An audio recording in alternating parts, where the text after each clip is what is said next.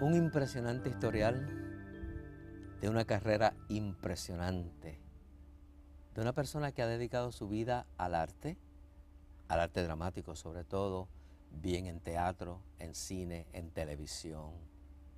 Ha hecho mucho y sobre todo ha hecho mucho por mucha gente en Puerto Rico, porque es uno de esos seres que es amigo de sus amigos.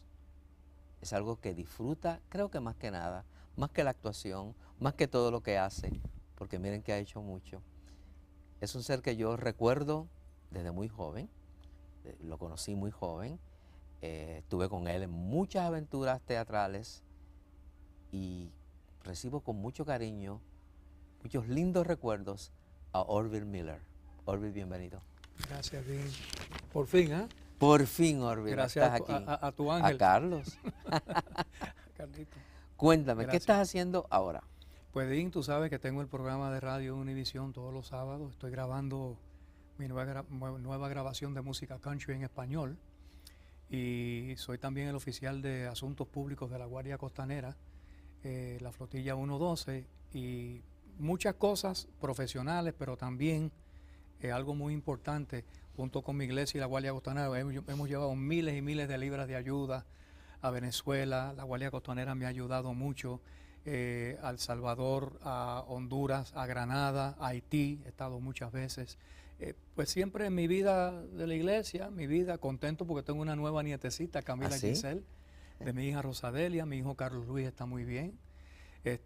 Así que estoy siempre contento, muy activo con mis intereses literarios, haciendo mis conferencias magistrales sobre Juano Hernández, los puertorriqueños y Elvis Presley, los dominicanos y Albizu Campos, que es un relato familiar de la familia, sobre la familia Cuello Mainardi y la familia Albizu Meneses cuando vivían en Puerto Rico. Y siempre pues leyendo a mis autores preferidos, Mark Twain, Faulkner y Laguerre, y siempre con muchos intereses y muchas cosas, y haciendo algunas películas que he terminado últimamente. La última vez que nos vimos precisamente era un acto en recordación de Juano. De Juano, correcto. En el colegio de... Que es importante, que quiero, no únicamente Juano es un gran actor y un gran maestro, trabajó con Orson Welles, pero es el primer negro que protagoniza una película en Hollywood, no de negros, no un race film, sino rodeado por un elenco de blancos, que eso no se había visto hasta muchos años después con Poitier, Intruder in the Dusk, que tú conoces muy bien, de William Faulkner. Así que pues hemos logrado pues sacarlo un poquito del olvido. Cuando tú eras muy joven eras cantante. Canto, sí, lo que pasa es que comienzo a cantar a la misma vez. Tenía el grupo, Carlos Muñoz, un amigo mío, Carly, tenía un grupo que se llamaba Los Colegiales y los Redford. Entonces yo cantaba y ahí es que me llevan a conocer a Rina de Toledo para que vocalizara. Pero desde la Central, tú sabes, con el maestro Cosío, pues yo hacía hice muchas obras de teatro en el teatro escolar. Hacíamos teatro clásico de Molière, teatro de Lope de Vega, en esos experimentos de lo que era ese programa de teatro escolar en Puerto Rico. Y ahí casualmente se me conecta con una experiencia tremenda que es protagonizar West Side Story en Texas, porque a través de Rina me recomienda y me mandan a llamar a Estados Unidos. Yo estaba de vacaciones en casa de mis abuelos paternos, no los de Isabela ni los de Poblado Rosario acá en San Germán. Y entonces voy allá con los jóvenes del High School of Performing Arts y un grupo de puertorriqueños a hacer lo que llaman Summer Stock, teatro de verano. Y ahí nos vamos a San Antonio, Texas. Estamos todo el verano allí. ¿Y cuál es mi sorpresa? Que yo estoy ensayando como protagonista de West Side Story y llega Raúl Juliá a protagonizar Bye Bye Birdie, porque Raúl, claro, mucho mayor que el grupo de nosotros, ya había decidido quedarse en Estados Unidos y hizo Bye Bye Birdie y nos entretenía tocando la conga. Yo tengo una bolita que me sube y me baja y por un maní, 1 hora completa, así esa parodia. Por eso es que veo que cuando regresa y da el círculo completo en la vida de Raúl, era fundamentalmente un gran comediante y cantante. Cuando tú estás en West Side Story, que luego lo repites en Puerto Rico. No, se hizo primero aquí. Se hizo primero aquí Sí, y luego lo haces allá. Sí, en esa versión yo no estuve. Yo estuve en la que fue a San Antonio, Texas. Pero con Robert Cox. Pero con Robert Cox. Correcto. ¿Quiénes más estuvieron en ese elenco? Estuvo que recuerdes? Lotita, Cordero, Ujú. Un grupo de personas de aquí, el Chinito que le llamamos, Franco, un grupo grande de muchachos de aquí, junto con Laura Figueroa y el grupo de High School for Performing Arts, que era la famosa película del Fame, Del se Fame, basó en sí. esa escuela, Ujú, en ujú. esa escuela. Llegas a la Comediante Universitaria. Llego porque era un niño precoz en la escuela intermedia y en la high, entonces como había ese programa que me acabas de decir que ya no existe, de teatro escolar, me envían al teatro de la Yupi y allá pues conozco a Victoria Espinosa, conozco unos estudiantes jóvenes que estaban terminando su cuarto año de universidad, que luego de terminada su maestría me encontraría con ellos muchos años después. Dean y otro grupo de personas, y allí pues hago teatro oriental y muchísimas cosas, pero era un privilegio extraordinario. Estando en la escuela superior, ya yo conocía la Universidad de Puerto Rico por ese vínculo.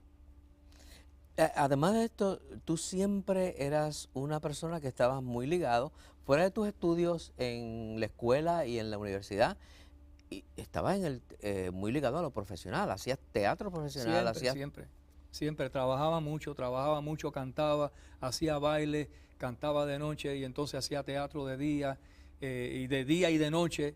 Y entonces tú sabes que la Escuela Superior Central tenía el mejor teatro escolar dentro de cualquier escuela en Puerto Rico. Así que era mucha actividad, Dean, mucha actividad. O sea que tengo cosas que realmente cuando uno trata de hacer una composición de lugar, yo sé que hay cosas que posiblemente dentro de ese currículum se le hayan escapado a uno, ¿no? Pero hay una lista de obras de teatro ahí que recuerdo con mucho cariño, sobre todo La Rosa Tatuada de Tennessee Williams, donde tú me dirigiste, junto con Sharon Riley, Jaime Ruiz Escobar y Esther Sandoval. Tenemos unas experiencias, pero y muchas otras también Correcto, que tenemos ahí.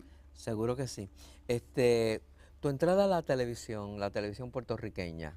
Entro porque yo iba a acompañar a Braulio Castillo padre, que su hermana había estudiado con las tías mías, entonces me llevaban y ahí conozco a David Ortiz y a Axel Anderson y voy introduciéndome en las novelas en Telemundo, hacía papeles de jóvenes en doblaje y todo ese tipo de cosas, o sea que empiezo a entrar y ahí hago muchas novelas en Guapa, porque hay que recordar que cada canal tenía sus novelas. Estaban los festivales de teatro internacional, los de teatro Puertorriqueño. puertorriqueño. Era un taller continuo y las figuras que la gente veía en televisión se llenaban los teatros por verlos en la isla cuando nos íbamos de gira, ¿no? A Ponce, a Mayagüez. Era una cosa extraordinaria, extraordinaria. Había una vitalidad y un deseo y un crecimiento, ¿no? Y sobre todo, las personas eran actores muy cultos, que es algo sumamente importante para el actor joven, que tenga una buena cultura también, que sea un buen lector, que sea una persona preparada, ¿no? Y eso pues lo veíamos mucho en nuestro ambiente, en nuestros mentores, las personas que nos habían precedido, como Braulio, Elín Ortiz, David Ortiz, don Víctor Arrillaga. Uno miraba a estos actores y estas actrices, qué cultos eran. Tenías un referente cuando eras joven. Un referente, chico. Eh, Referente. una de las telenovelas en las cuales participaste fue con Cuando los hijos condenan. Sí, recuerdo porque Nino me cogió para el personaje, Nino Acosta. Y recuerdo que hago un pianista ciego y voy al Instituto de Personas No Videntes en Santurce y me encuentro con un señor Radamés Oliver de apellido, pariente mío por el lar sangermeño, y empecé a tomar las clases de cómo ambular con el bastón. Estuve un mes haciendo eso, Dean, y realmente caminaba por las calles como los no videntes. Él me enseñó, cuando fui a hacer la novela, tenía un dominio de eso, de las expresiones faciales, de los ojos, de todo, que Nino bajó y dijo, pero ¿qué es lo que tú estás haciendo? Yo nunca he visto una cosa igual. Yo es que llevo un mes, me dijo, es que se ve Orville, y disfrutábamos tanto eso, ¿no? Con Marta, y ahí viene la famosa frase de Marta Romero, que populariza don José Miguel Agrelot: yo no quiero dinero, yo lo que quiero es amor. Estaba Daniel, también José Raimundí, trabajamos en esa novela. Es importante entender la diferencia de lo que son los talleres hoy día y lo que era aquello. Todos los canales tenían novelas, tenían comedia, yo hacía Esto no tiene nombre, hacía situaciones cómicas, hacíamos de todo, éramos como una compañía de repertorio continua. Sí, era una compañía de repertorio, porque cada canal tenía su grupo de gente, Su ¿no? grupo de gente, correcto. Has mencionado a la gran Marta Romero. Sí. ¿Qué más recuerdas de Marta? ¿Qué es lo que Recuerdo más siempre recuerdas de de Marta, Marta? cuando niño estoy allí, me dice don Braulio Castillo Padre, espérame aquí cuando Telemundo era, cuando el Canal 12 era en Puerta de Tierra, y me voy al camerino y me quedo allí y veo a aquella mujer bella, preciosa, exuberante, descalza en el camerino. Y obviamente me quedo mirando porque eso me llamó mucho la atención, habían otras personas esperando para ser maquillados, y ella me dice, Canito, ven acá. ¿Qué es lo que tú me miras tanto? Yo le dije, bueno, los pies suyos. Me dice, ¿tú sabes por qué tengo los pies tan grandes? Porque cuando niña caminé mucho descalza y por eso tengo esas pies. Igual que me decía don Luis Vigoró, que no usó zapatos hasta los 15 años. Cuando fue a los 15 a la high en Fajardo, me dijo él, porque andaban en el campo. O sea, esa transición de gente puertorriqueña, ¿no? De raíces profundas. Y sigo pensando que posiblemente una de las actrices más bellas del mundo lo era Marta Romero. Y yo sé que está bella todavía porque la edad no tiene nada que ver. Seguro, sí, sí, seguro que sí, por supuesto que sí. Hiciste los programas también con Don Tommy, Sí, es una de las figuras principales de la televisión sin duda. Los puertorriqueña. otros días se ha cometido un error de una persona en los medios de atribuirle a, no creo que irrespetuosamente, hay que concatenar esto históricamente. Tommy es el primer gran productor de este país. De ahí sale Paquito, de Paquito sale Alfred, después las mujeres productoras en Puerto Rico también. Pero don Tommy era un hombre de una naturalidad. Además, yo creo que uno de los mejores actores que ha dado este país. Era un actor natural como don Víctor Arrillaga. Y tenía tanto talento y producía tantas cosas. Traía a don Pedro Vargas, hacía esto, hacía lo otro. Y ese taller de producción que él tenía en Guapa era un taller sin igual, sin igual. Vamos a hacer una pausa y cuando regresemos vamos a conversar sobre una persona que yo creo que está un poco olvidada y que tú recuerdas muy bien. ¿No?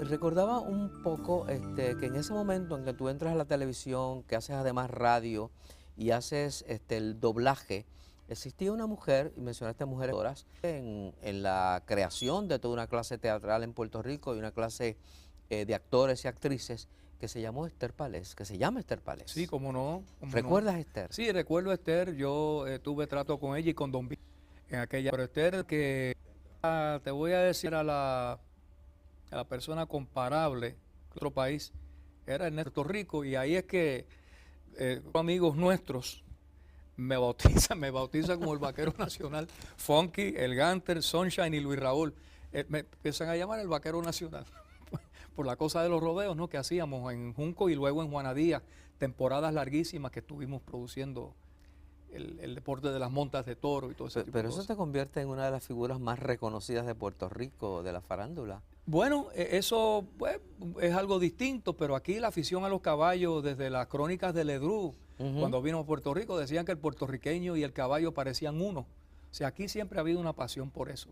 Por eso ir, el ganado caballar y el ganado vacuno llegan primero a las Antillas y luego al resto de Latinoamérica. O que desde Puerto Rico salen los caballos de la conquista del Perú, de Honduras, y los caballos que llevó Ponce de León para la conquista de la Florida eran de añasco, criados en añasco. O sea, aquí siempre ha gustado eso. Toda la vida, eso es parte integral de nuestra cultura. ¿Has hecho alguna película que hayas podido integrar tu pasión, tu destreza? Ahora estamos en conversaciones para hacer una película que se desarrolla en el mundo ganadero. Sí. Una película puertorriqueña. Hecha aquí, pero es una película de un tema... Con una temática puertorriqueña, pero una temática que tiene muchas posibilidades de ser exportada. Qué bien, me alegro mucho. Tu encuentro con Evaristo Márquez, ¿cómo se da?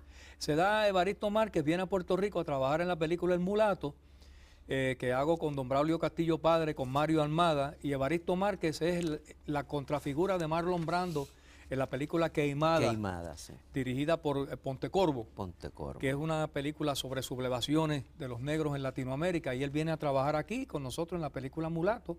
Hicimos una gran amistad y yo ahí hago una gran amistad con Mario Almada, que fue gran amigo mío, el gran actor del cine mexicano, y me apoyó mucho cuando yo estuve en México también. Y se exhibió en toda Latinoamérica. Aquí se estrenó en el cine Matienzo, que eran los cines donde se estrenaban las películas hispanas, ¿no? Esta Aquí. película como tal. Sí, esta película como tal. Pero ya no se ve tanto cine mexicano en Puerto Rico como antes. No se ve porque las salas, no sé si hay distribución como Pelimex, que tenían sus distribuidoras aquí, y había una serie de cines de estreno en Santurce, en New Broadway, el Matienzo, que era exclusivamente de cine mexicano. Hombre, vamos a olvidar el telecine mexicano todas las tardes que había en el Canal 2. Mi madre es una de las niñas que recibe a Jorge Negrete aquí en el 1944, cuando vino a Puerto Rico. Era fanática. Y hasta el día de hoy su canción preferida es Flor de Azalia. Pero era de las fans de Negrete cuando aquí había una gran afición por el cine mexicano y los artistas mexicanos. Tú te crías en un Santurce lleno de cines. Lleno de cine, lleno de... mis tíos estudiaban con Cortijo en la escuela pública. Y lleno de música. Lleno de música. Silvia allá en la 20, que era muy amiga. O sea, Santurce era un sitio, un hervedero. Los Montañés allá en Trastalleres. Ismael allá por otro lado. O sea, que nos criábamos todos juntos y todos éramos íntimos amigos. Uno de los hermanos de Andy se gradúa conmigo en la Escuela Superior Central. O sea que es un semillero, don Braulio Castillo, allí de la Parada 20, Paquito Cordero, o sea, toda esa gente que nos precedía eran cangrejeros, ¿no? Somos cangrejeros de nación, y mi madre nace con comadrona en la Parada 23 de Santurce, donde yo me crío. Todo esto ha desaparecido. Ha habido un cambio tremendo. Ha habido un cambio tremendo, ha habido un cambio que no es bueno, ningún tipo de desintegración es buena en la cultura de un país. Hay una novela de una puertorriqueña que se llama Felices Días, Tío Sergio, Ajá. que cuenta ese momento nostálgico, ¿no? Del recuerdo del Santurce que fue Sí. Magali García Ramis, Sí, a lo quien conozco. yo admiro muchísimo. Y ella nos cuenta ese momento más o menos, ¿verdad? Un momento en que pasa de ser ese casi pueblo, ¿no? Pueblo, yo soy de la calle Rosario y había un solar de personas pobres, de casitas de madera, y al otro lado, en la calle del Parque, vivían los Alegrías, que eran muy amigos de mi mamá, las hermanas de don Ricardo, en la casa donde hoy está el Colegio de Arquitectos. Ahí vivía la familia Alegría, don Pepe.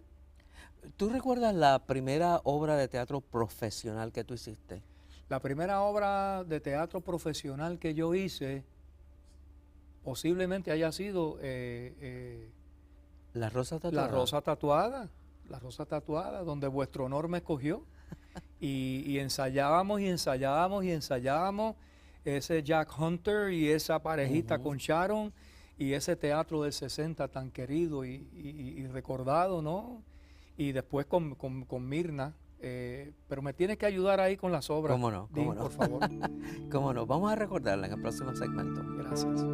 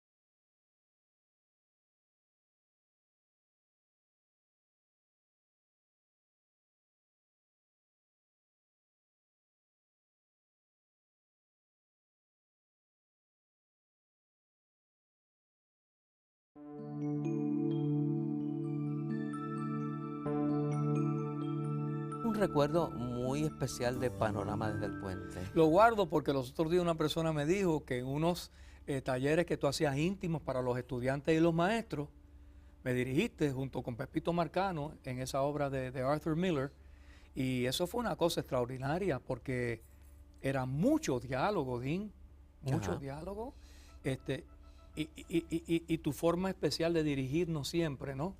Con mucha paciencia, nos dabas mucha licencia hasta que tú entendías y siempre nos preguntabas, ¿por qué no lo tratas de esta manera? Siempre me acuerdo de eso. Y en La Rosa Tatuada, que fue una, bueno, imagínate, una obra tan importante como esa.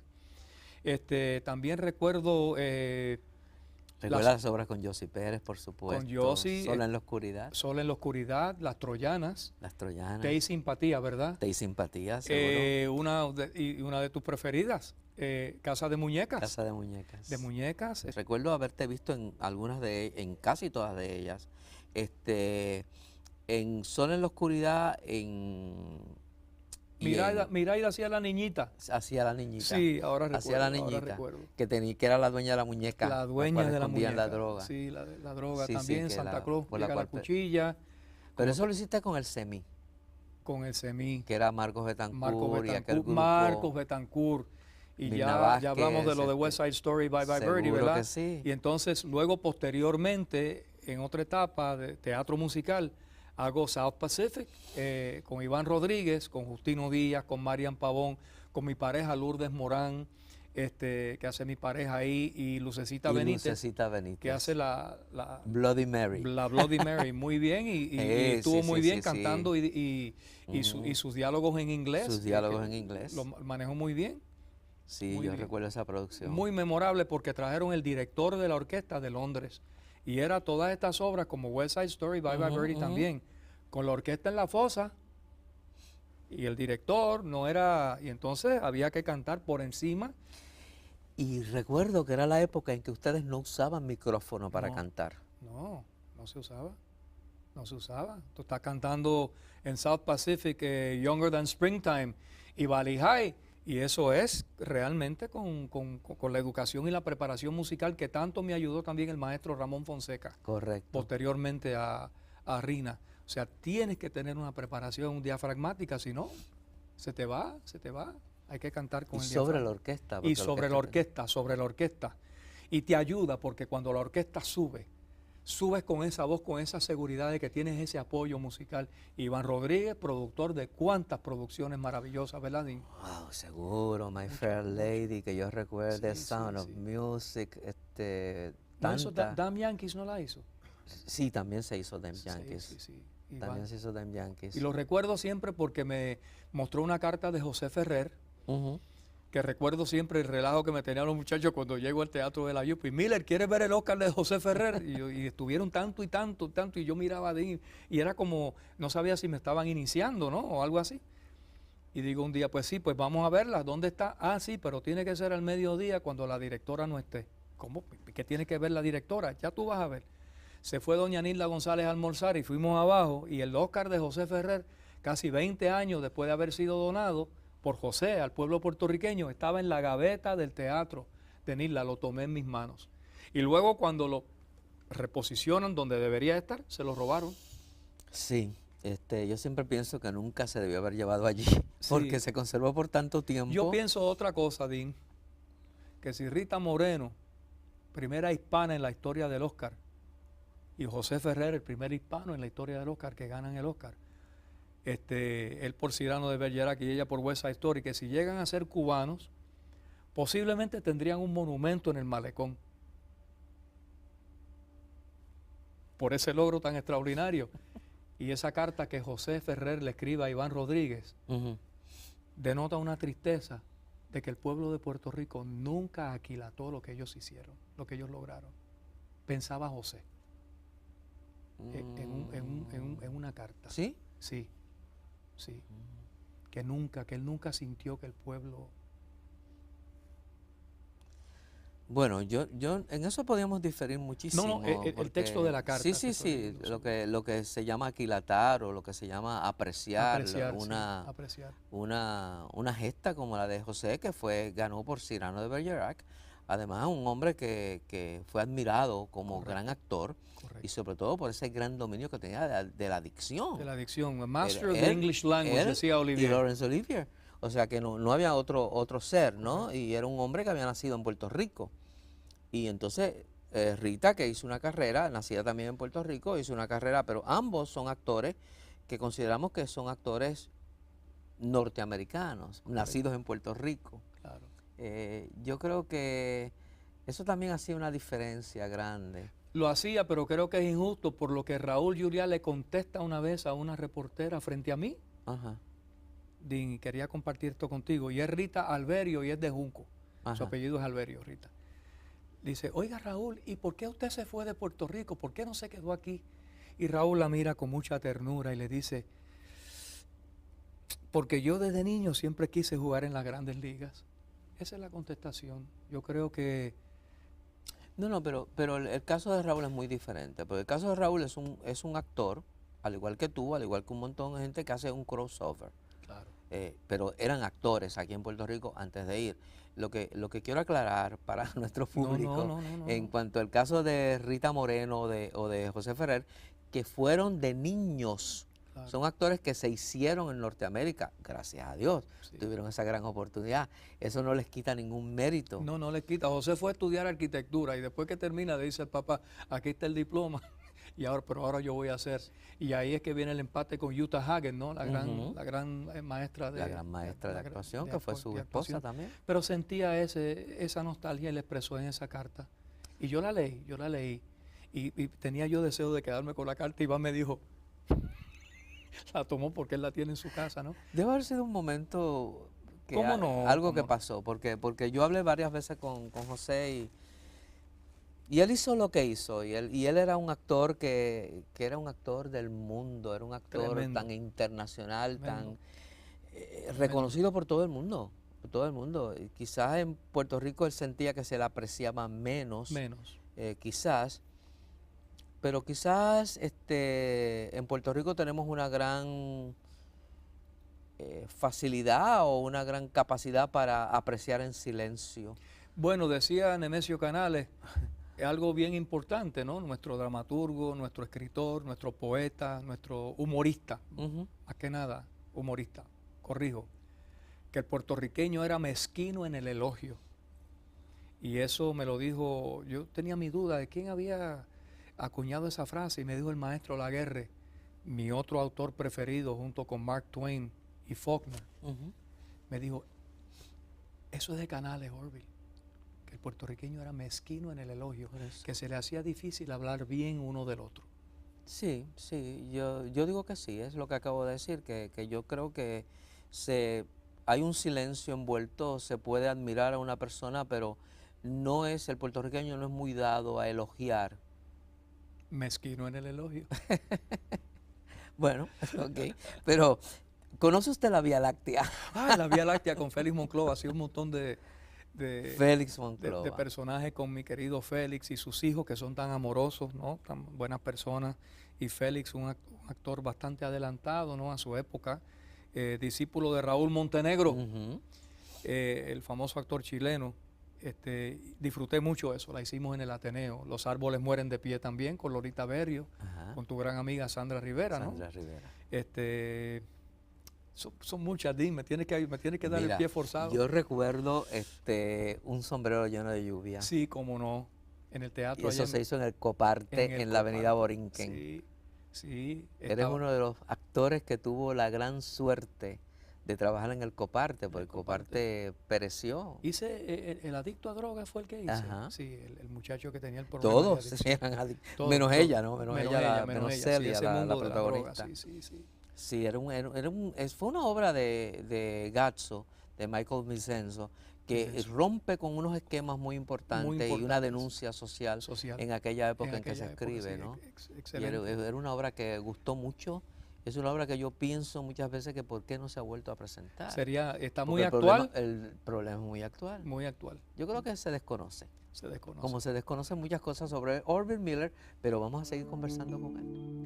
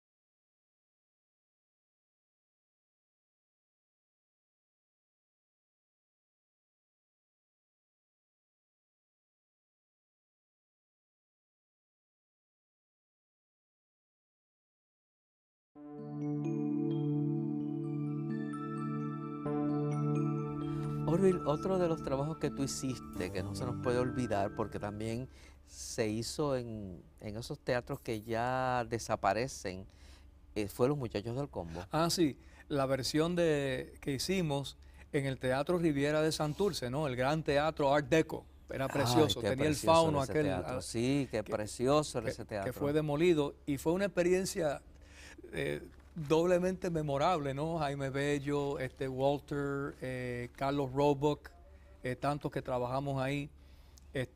Chavito la dirige. Es memorable porque uno de los fines de semana hubo una inundación y en la parte esa de pueblo, ahí de la de Diego, se metió el agua en el teatro, ¿sí? O sea que eso fue inolvidable. Para llegar a las funciones, me acuerdo que estaba todo inundado y fue una experiencia tremenda. Y después nos íbamos al Sweet Chalet, que era al lado, ¿no?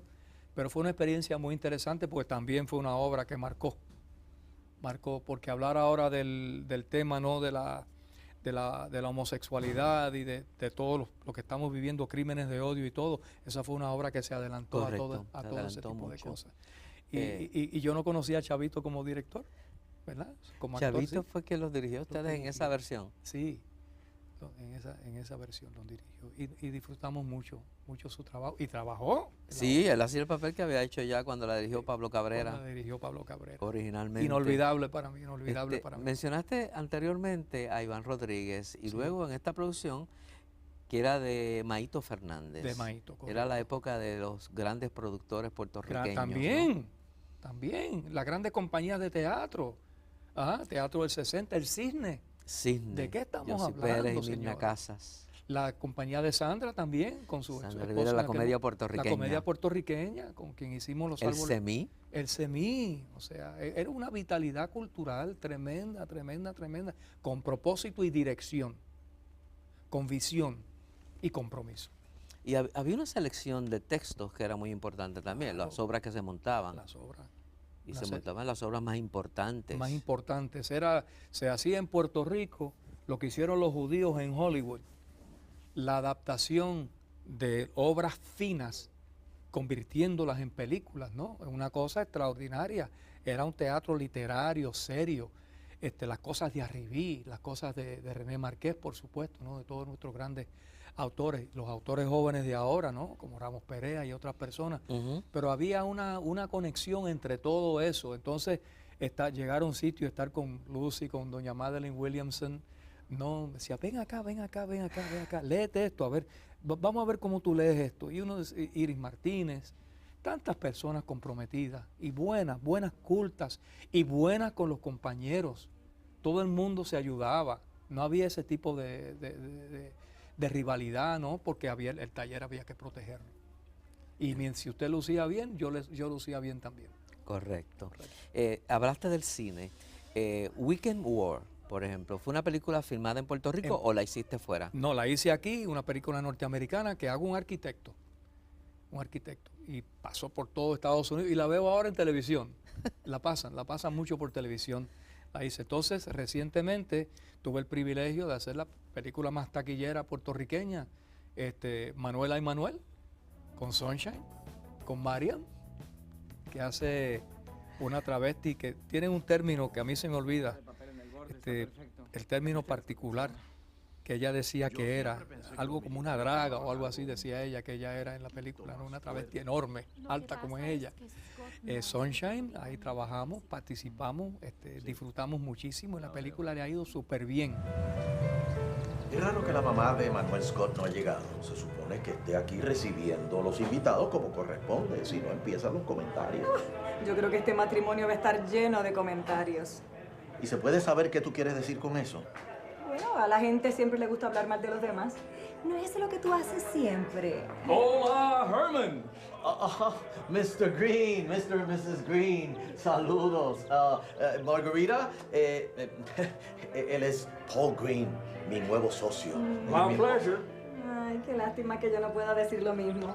Los gringos nunca me han caído bien. Excuse me? Que ustedes lo hacen bien, from Texas, los de Texas, right? From Texas, yes, sir, Bob. We're from Texas, just like George Bush. Hija, sweetie. Sí.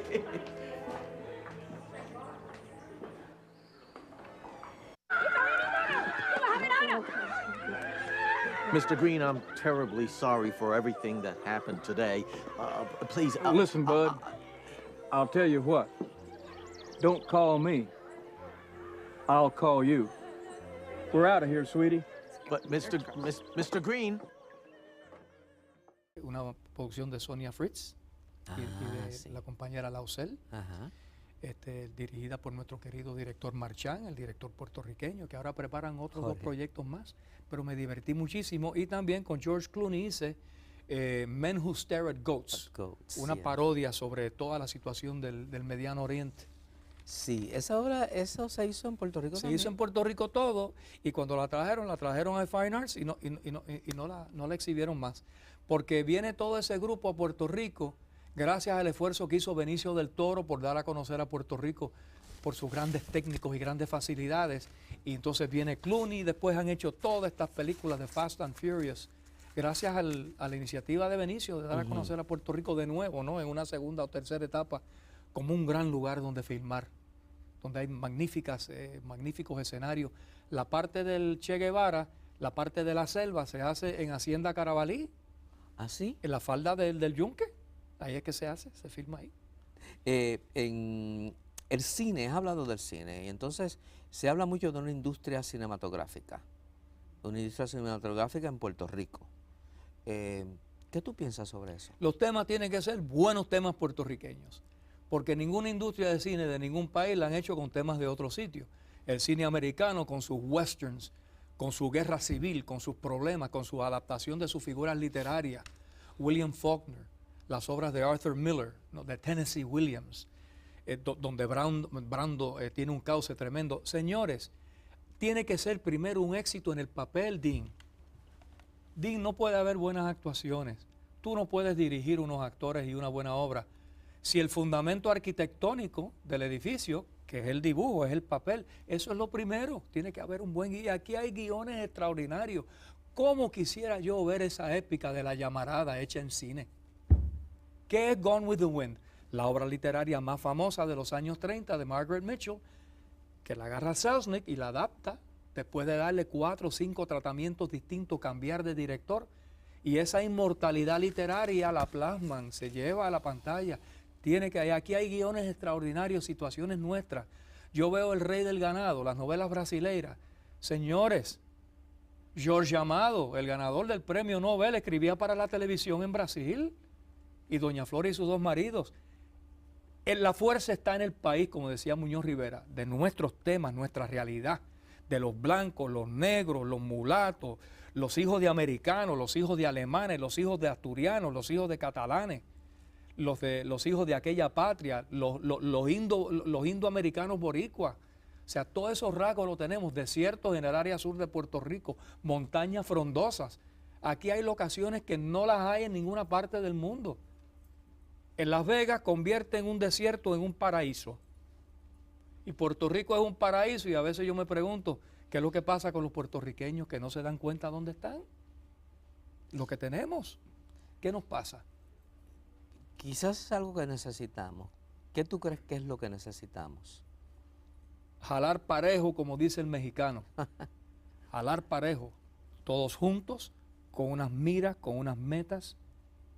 No podemos estar como las dos mulas que alan una para el lado y otra para el otro. Gana este grupo político, destruye lo que hizo el anterior. Este no reconoce lo que ha hecho. Eso no puede ser. Esa mezquindad no puede, eso es lo que nos está destruyendo, entiendo yo. Y nos quita la cohesión que podemos tener, porque son más las cosas que nos unen que las que nos dividen. Volviendo al cine, y obviamente tú has dicho una gran verdad, Todas estas opiniones son mías personales. Obviamente Jim, que sí, obviamente ¿no? que sí. Bueno, seguro que sí. Gracias. Son tuyas, ¿quién van a ser? Si no sería Harvey Miller. Martín. Martín. Sí, Ligia Rolón cuando llego al teatro. Din, mira quién viene ahí. Orville Miller Martin. Y después decía Jacobo, en este no tiene nombre. Les voy a presentar a todos los artistas netamente puertorriqueños, con nombres nacionales puertorriqueños. Sharon Riley, Carmen Belén Richardson, Otilio Warrington, Alfred D. Herger, Lillian Hurst y Orville Miller. Muy bien. Taínos todos. Nombres taínos. ¿No había oído eso? Eso fue un chiste que esto no tiene nombre, de Eddie López. De Eddie López. De Eddie López. Que lo plasmó Jacobo. Bueno, hablando de grandes escritores que escribían Humoristas. para la televisión, ¿no? Eddie, el padre de los rayos gamma, de tantas cosas bonitas. Mencionaste La Llamarada. Yo siempre pienso en que un guión que está ahí, guión, y escrito como novela, es La Charca. También, cómo no. Pero me gusta la épica de la cosa de la caña. No, seguro. La llamarada, la tea incendiaria, ¿no? La cosa esa épica. Un gran productor brasileiro, Jora Breil, me dijo a mí que qué pasa. Él sueña con hacer esa obra. La Llamarada. Sí, la llamarada. Continuamos.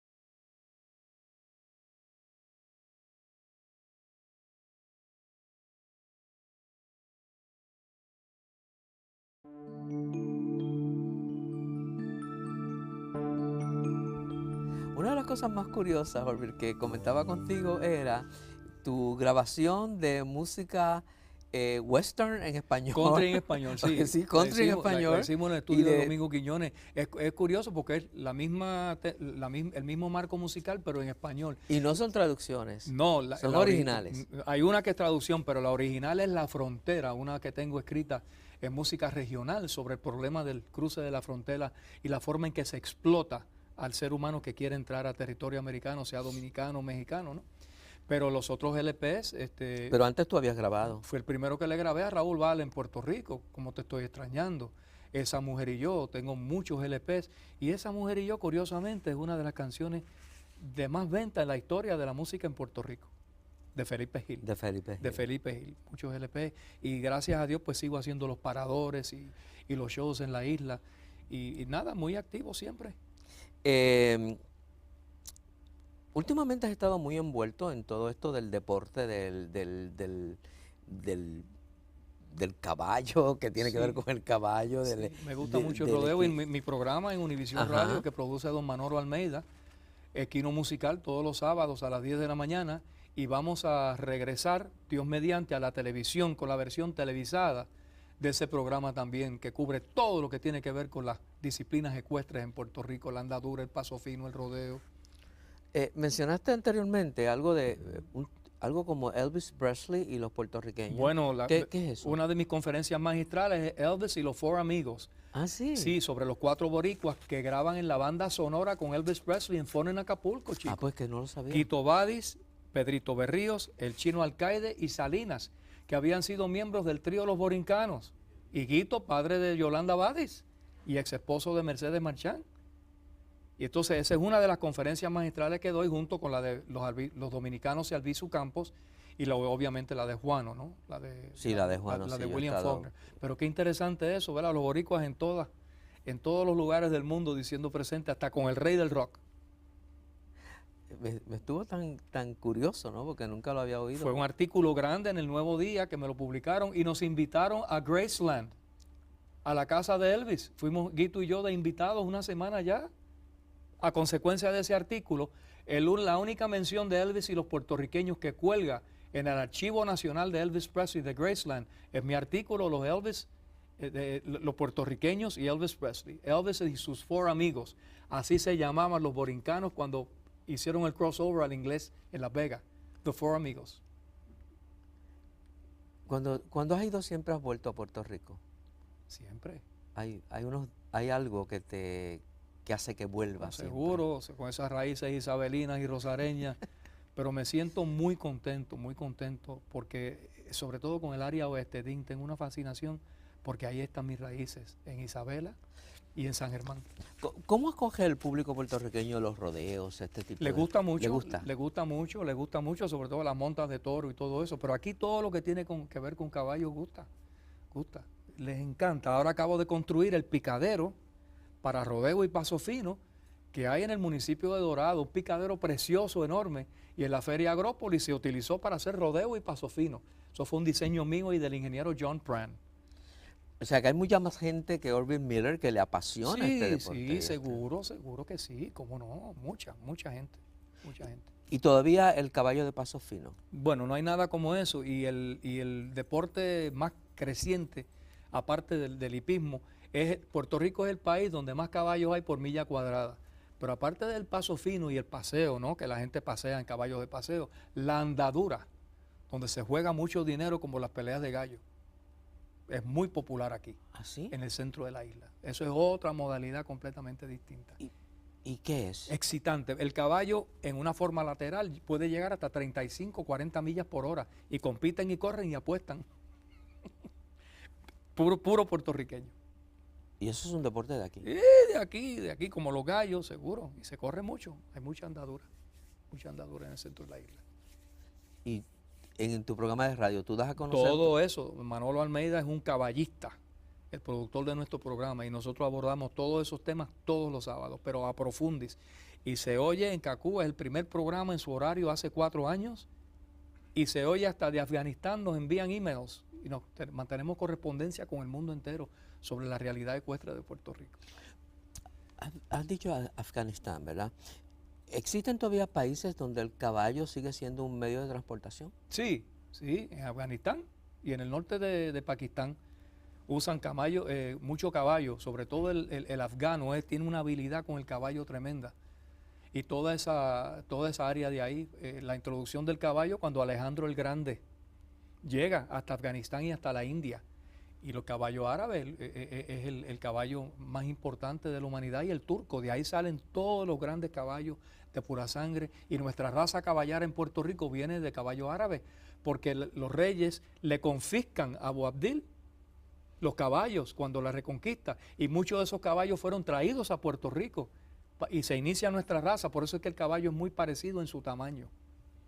Volviendo al Orville actor, al Orville figura de teatro, del cine, de la televisión, de las fotonovelas, de las radionovelas. Quisiera que te dirigieras ahora a ese público que nos ve, sobre todo a los jóvenes, y le dieses el mejor consejo que tú le puedes dar a alguien sobre la profesión. El mismo consejo que nos daba Dean Sayas cuando nos hacía la pregunta en la clase, ¿no? Después de estudiar a Stanislavski y los grandes autores y los grandes padres de las distintas formas de actuar. El actor nace o se hace. Pues yo le voy a decir algo muy sencillo. Nace y se hace, pero se tiene que hacer. Tiene que estudiar, tiene que ser una persona culta, una persona lectora, una persona que se interese, que tenga una cultura general, porque si no se le hace difícil cuando tiene que interpretar un papel de determinada persona, si fue un científico, si fue un actor, si fue un gran inventor, si fue un gran vaquero, si fue un leñero. Tiene que conocer las circunstancias de la vida. Se hace y se hace, estudien y pídanle a Dios sabiduría, y que en esa sabiduría que usted reciba, tenga usted el discernimiento para manejarla. Ese sería mi consejo para un joven. Gracias, gracias. Sí. ¿Qué era lo Dean, que ibas a hacer? Bueno, Dean, yo estoy tan agradecido porque me invitaron al programa, Carlitos, tú y todos los compañeros aquí. Maldonado, yo quiero obsequiarte a ti, a Carlitos, un regalo especial. Dime. Quiero que me hagan el favor, los voy a invitar, vamos a montar a caballo. Pues vamos. Vamos para Hacienda Carabalí. ¿Y este es el mío? Este es el tuyo, puro Digo, mi mexicano. Sí, aquí está tu sombrero. Si me permites, Dean, ¿Cómo no? ahí para que no... ¿Estás listo? Tengo las botas allá en la Ah, guagua. ¿cómo Carlos, no? tengo las tuyas. Yo sé más o menos el tamaño. Pues vamos. Así que gracias. Gracias. Gracias. Adelante, Dean, por favor. Vamos a montar un ratito. Vamos para la ¿Cómo monta. no?